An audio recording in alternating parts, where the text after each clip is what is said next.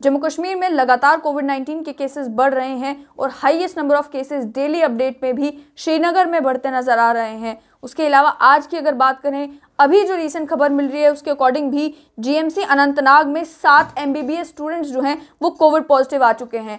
ऐसे में एडमिनिस्ट्रेशन जो कदम उठा रही है, जिस तरीके के डिसीजंस ले रही है कोविड-19 पर रोक लगाने के लिए, यानी कि नाइट कर्फ्यू का ऐलान कर दिया गया है जम्मू कश्मीर में 8 डिस्ट्रिक्ट्स के अंदर, ये डिसीजंस किस हद तक सही हैं, बात करने के लिए मेरे साथ जुड़ चुके हैं doctor Nisarul Hasan, doctor association Kashmir के प्रेसिडेंट।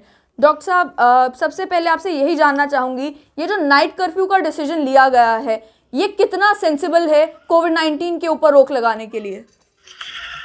देखिए, इसमें कोई दो राय नहीं है। जिस तरह मुल्क के बाकी रियासतों में एक सेकेंड वेव का आगाज हुआ है कोविड-19 के हवाले से, कश्मीर में भी कई हफ्तों से, 2 हफ्तों से लगातार हम देख रहे हैं, कम्युनिटी में भी और अस्पतालों में भी। हमारे अस्पताल भरे पड़े हैं, community में there are cases are surging and very severe patients are coming to the hospital and hospitals are also full.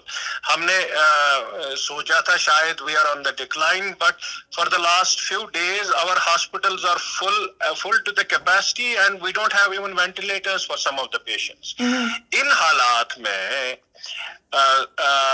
कि सेकेंड वेव कैसे आ गई, क्यों आ गई, ये पहले जानना जरूरी है कि कश्मीर के हवाले से अगर एक सेकेंड वेव का आगाज हो गया, मुझे लगता है कश्मीर के हवाले से बाकी कई रियासतों से मुझे लगता है जो हॉस्पिटलाइजेशन की तादाद है वो बहुत ज्यादा है और severe cases for the last ज्यादा है। इन हालात में कोई भी कदम उठाने से पहले ये जानना जरूरी होता है कि इसकी वजह क्या है। मुझे लगता है जो टूरिस्ट इन्फ्लक्स हो गया कई हफ्तों से, और जो कंसर्ट्स और जो गार्डन्स वगैरह यहाँ पे जो फंक्शंस हुई, लार्ज गैदरिंग्स इन थाउजेंड्स और आज भी हो रही हैं, तो उस लिहाज से मुझे लगता है कहीं न कहीं कि वो भी दैट इज ऑल्सो रिस्पॉन्सिबल। लेकिन बहुत जरूरी है कि शायद ये वायरस कश्मीर के हवाले से या तो वेरिएंट बाहर से आ गया है या कोई इंडिजिनियस वेरिएंट है। डॉक्टर निसार, यहाँ पर जम्मू कश्मीर की सरकार ने ऑलरेडी एक सीलिंग सेट कर दी थी कि सोशल गैदरिंग्स 200 लोगों से ज्यादा लोग जो हैं वो गैदर नहीं होंगे। उसके 1-2 दिन देखो, अगर 2 हफ्तों से 3 हफ्तों से ये चल रहा है, आज हम ये देख रहे हैं कि सर्ज हो गया।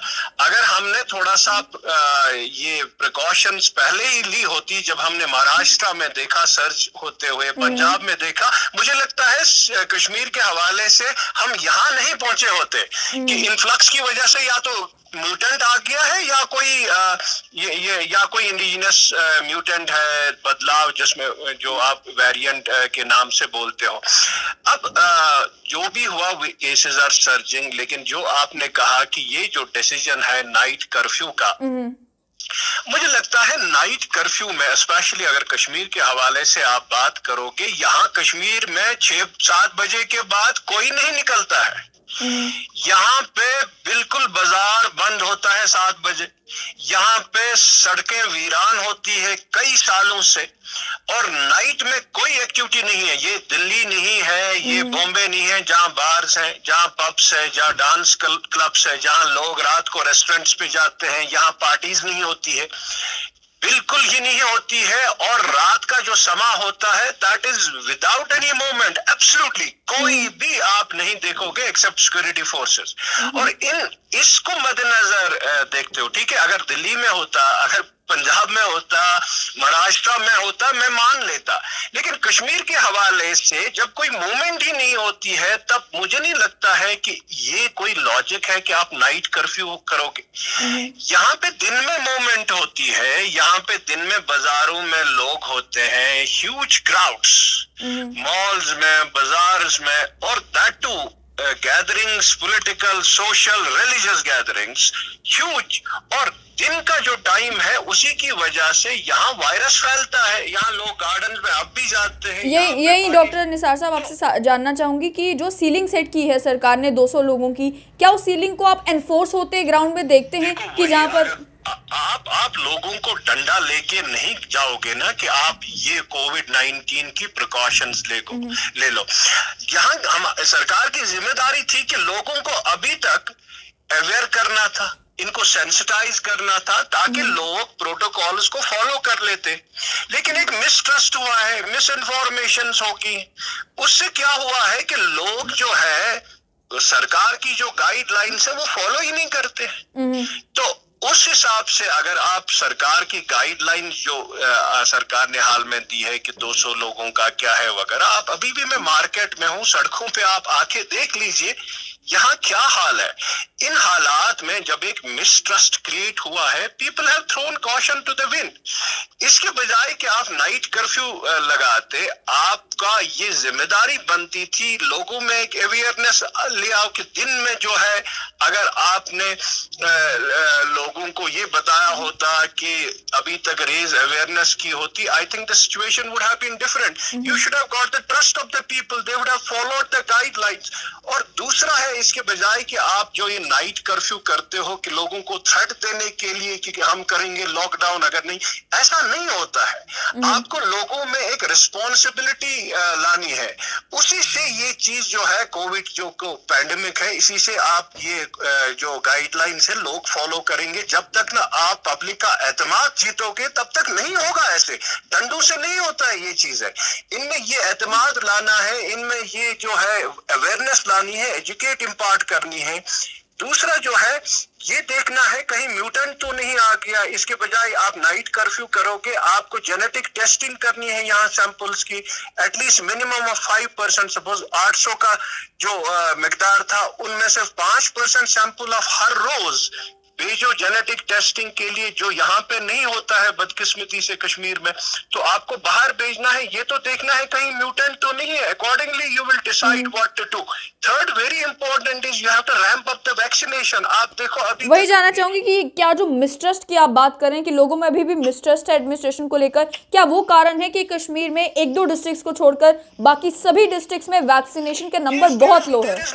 About it, there is a lot of mistrust that has been created and people think that it is a conspiracy about vaccine. They think that there is some sort of a conspiracy कि शायद fertility हो जाएगी, sterility हो जाएगी population control की वजह से। So such things are also going on the social media.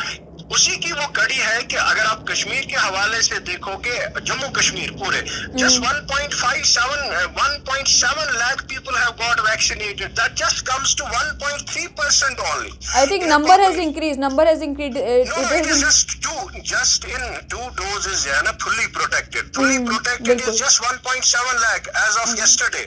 Which तो उस हिसाब से अगर आप परसेंटेज निकालोगे 1.25 crore, which is the population as per the 2011 census, उससे तो ये पता चलता है 1.3% population have been vaccinated so far. मैं कहता हूँ इसके बजाय कि vaccination has to be ramped up, इसके बजाय ट्रैकिंग हैज टू बी, इसके बजाय कि आप नाइट कर्फ्यू ये करके, I don't know, you have to ask somebody in the administration कि ये नाइट कर्फ्यू कश्मीर के हवाले से क्यों किया आपने? Does it have any logic? Rather than कि दिन में कुछ किया जाए, so that maybe people would have followed or enforced, they should have enforced certain restrictions during the day rather than in the night.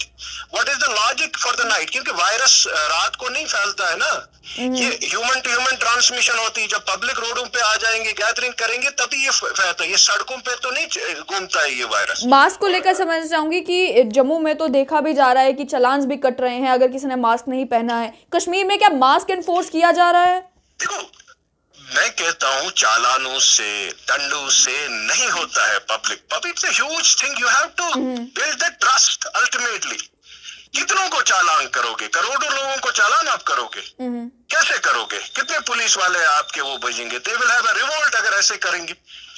तो ऐसे नहीं होता है। आप हेल्थ जो है, हेल्थ अगर आप पब्लिक को ऐसे अवेयर करोगे, नहीं ये आपका हेल्थ है, ये कम्युनिटी का हेल्थ है, बच्चों का हेल्थ है, मुझे लगता है एक तो पब्लिक जब रिस्पॉन्सिबिलिटी उनको ये पता चलेगा, नहीं वाकई ये है। डोंट ब्लेम पब्लिक को ब्लेम मत करो मेहरबानी करके। ब्लेम योरसेल्फ कि you have not found ways and means to really sensitize people of Jammu and Kashmir. You have not found. आप ट्विटर पर करोगे तो यहाँ बेचारा कुपवारा का आदमी कैसे सेंसिटाइज हो जाएगा? अमेरिका में अगर ट्विटर से सेंसिटाइज होता है, यहाँ बाबा नहीं होता है ऐसे। You have to reach out to people and tell them what is this pandemic. So ऐसे ठीक है, you don't have to create a panic, but at the same time you have to make people aware about the facts. So that has to be done only if you reach out to people, if you take care of, if you really sensitize through some people जो basically trustworthy है, जिन पे लोग एतमाद करते हैं, तो उससे ये पैंडेमिक का खात्मा हो सकता है। अगर आप वैक्सीनेशन ड्राइव अच्छे से करोगे, lot of people will have vaccination. And अगर ये चीजें आप नहीं करोगे, वैक्सीनेशन नहीं करोगे, आप एनफोर्स नहीं हेल्थ गाइडलाइंस करोगे, मुझे लगता है this second wave will pull on in Kashmir.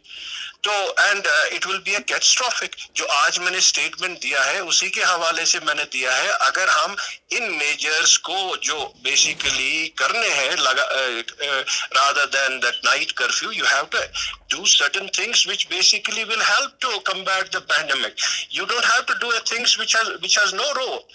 साथ ही में डॉक्टर साहब, आज उमर अब्दुल्ला भी कोविड पॉजिटिव आए हैं। इससे पहले डॉक्टर फारूक अब्दुल्ला भी वैक्सीन की फर्स्ट डोज लेने के बाद कोविड पॉजिटिव आए थे। क्या आपको लगता है कि इससे भी लोगों में कंफ्यूजन फैल रही है कि उन्होंने वैक्सीन लगवाई तो उसके बाद भी पॉजिटिव हैं?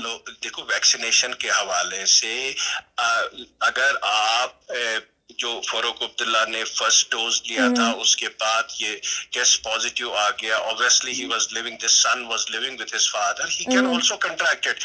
But see, after the first dose you don't get 100% effect. That is why मैंने फर्स्ट डोज जो आपने कहा है कि 7 लाख 8 लाख लोगों को मिला है, I am telling you of fully protected data.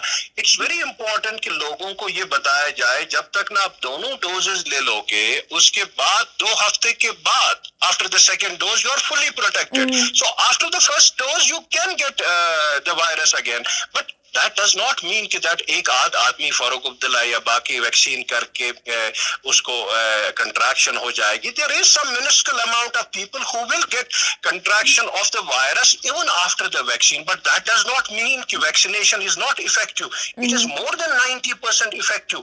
So that is why we have to really see to it कि मीडिया के हवाले से भी एक जनरेशन campaign करनी है।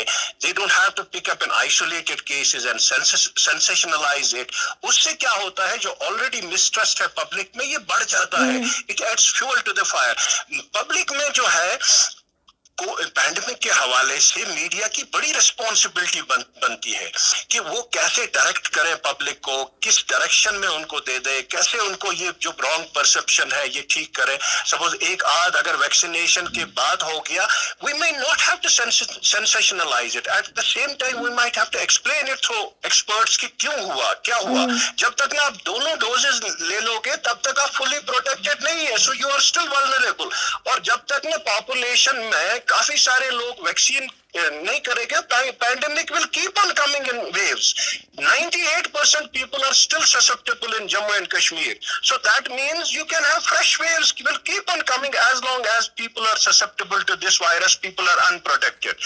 So इस हवाले से जब तक आप वैक्सीनेशन जो है enough people को नहीं करोगे, तब तक you have to enforce these guidelines, you have to raise awareness among people, you have to educate them, and you have to build trust in them so that they follow the guidelines. Otherwise it will be a catastrophic. You will have every other month you will have waves, and then people will die because of hunger, people will die because of other problems, because once you have lockdown, I think if people will not follow guidelines, what option government has? If the cases will escalate, deaths will escalate, hospitals will be full, they have no other choice than to impose a full-fledged lockdown.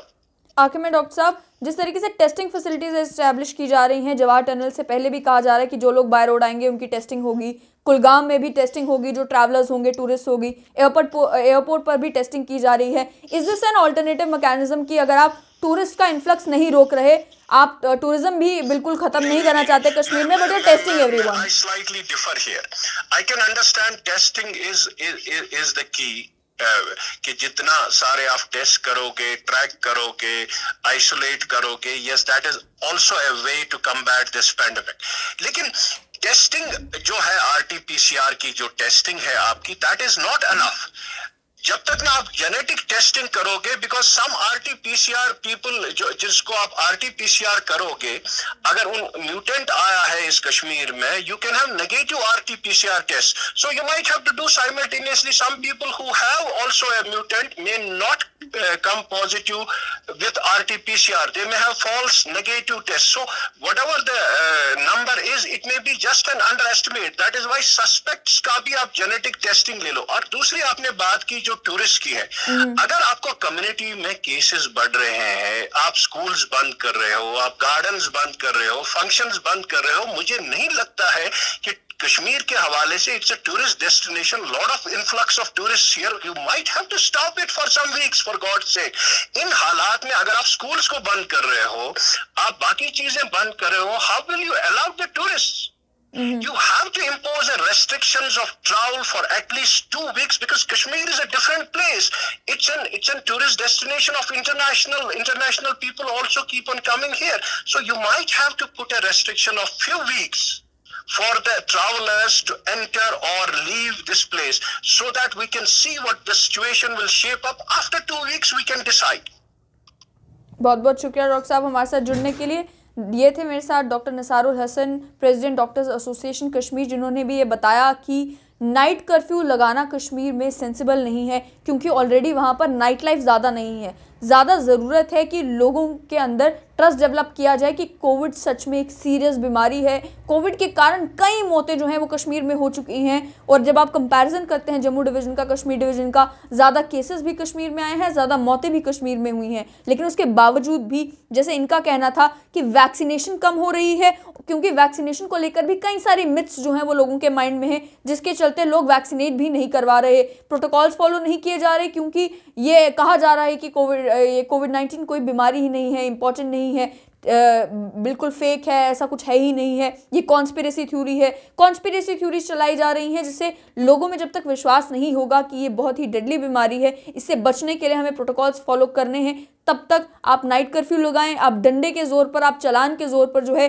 लोगों को अगर अपनी बात मनवाने की कोशिश भी करेंगे तो उसमें एडमिनिस्ट्रेशन सफल नहीं हो पाएगी। ये सब कुछ कहना था president doctors association Kashmir doctor Nisar का। आम लोगों से भी यही गुजारिश कि समझे कि कोविड-19 एक बहुत ही सीरियस बीमारी है, आए दिन मौतें हो रही हैं, अपने आप को वैक्सीनेट करवाएं और ये अश्योर करें कि आप खुद भी सेफ रहें, अपने परिवार वालों को भी सेफ रखें।